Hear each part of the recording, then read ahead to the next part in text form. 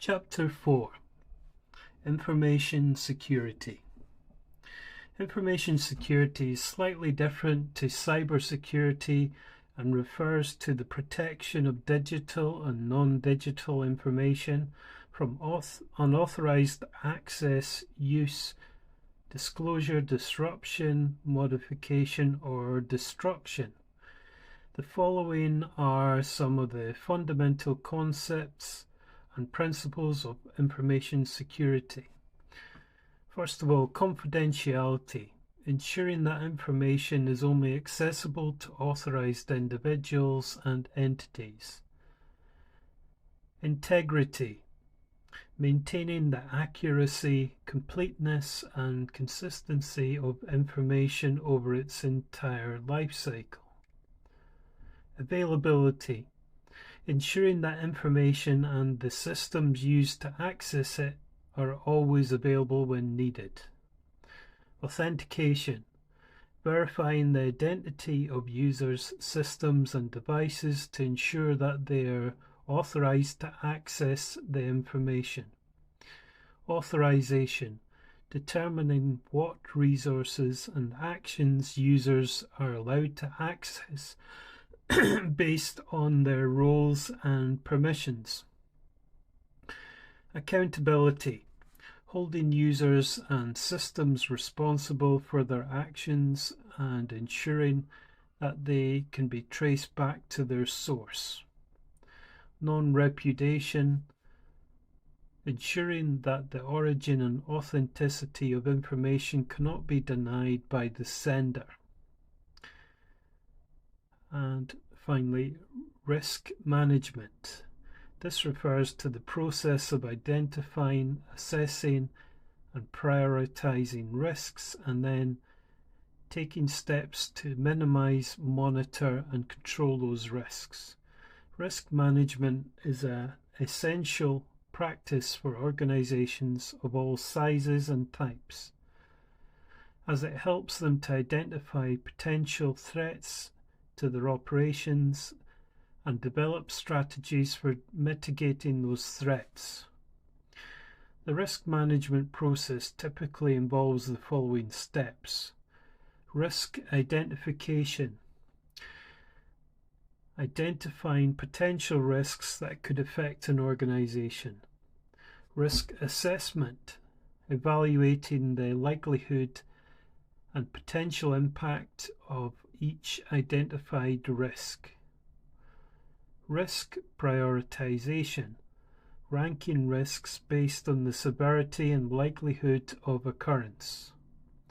Risk mitigation, developing strategies to reduce the likelihood or impact of identified risks.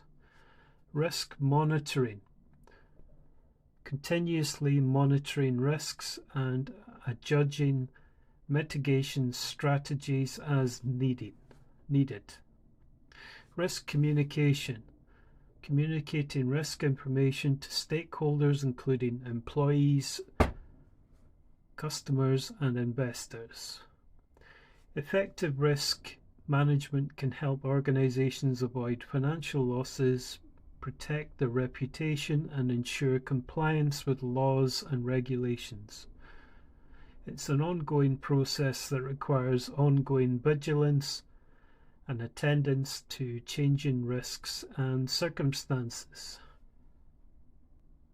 Next, security policies. An information security policy is a set of guidelines, rules, and procedures that define how an organization manages, protects, and secures its information assets. The policy aims to ensure the confidentiality, integrity, and availability of information by setting out the standards, procedures, and practices that need to be followed to safeguard information. A comprehensive information security policy typically covers several areas, including access control, which is policies and procedures to manage user access to information resources. Data protection, policies and procedures to secure data at rest and in transit. Incident management, policies and procedures to manage security incidents and minimize the impact of security breaches. Network security, policies and procedures to secure the organization's network infrastructure. Physical security, policies and procedures to secure the organization's physical assets such as buildings, servers, and other equipment. Risk management, policies and procedures to assess and manage security risks. Security awareness and training, policies and procedures to educate employees about information security best practices. Third-party management, policies and procedures to manage third-party vendors and contractors that have access to the organization's information assets.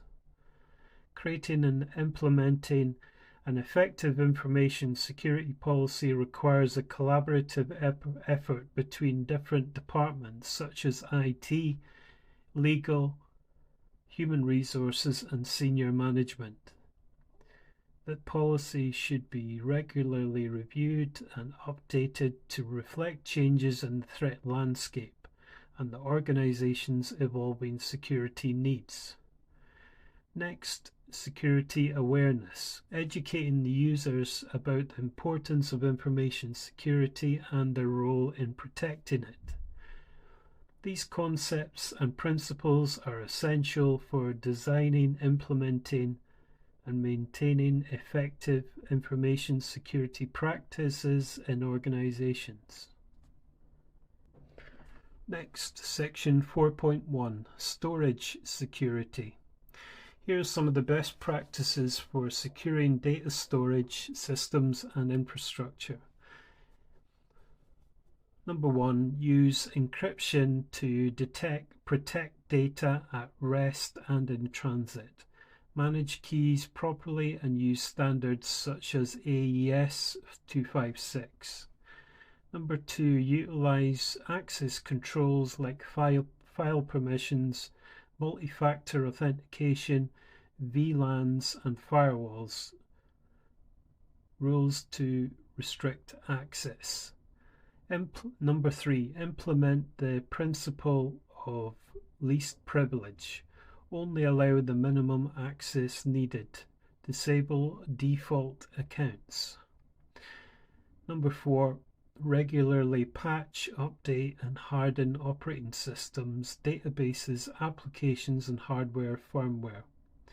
Number 5, utilize intrusion detection and data loss prevention solutions to monitor for unauthorized activity. Number 5, establish backup and disaster recovery systems for crucial data, tests, and backups regularly. Number 6, physically secure storage hardware, servers, and media in locked facilities with controlled access. 7, dispose of old or decommissioned hardware securely by doing wipe disks, destroying drives, etc. Number 8, maintain logs of access and changes for auditing purposes.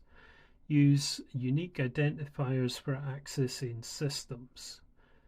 9, train personnel in secure practices like proper password management, recognizing social engineering, and reporting risks. 10, develop incident response plans for response in case of data loss, data breaches, or exposure. 11, access storage infrastructure securely, regular via audits, penetration tests, and risk evaluations. 12, monitor emerging threats and utilize threat intelligence to enhance defenses proactively.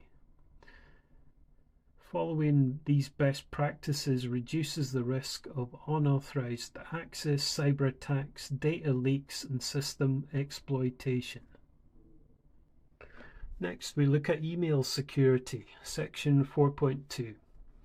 Email security refers to the measures taken to protect email messages from unauthorized access, interception, and compromise.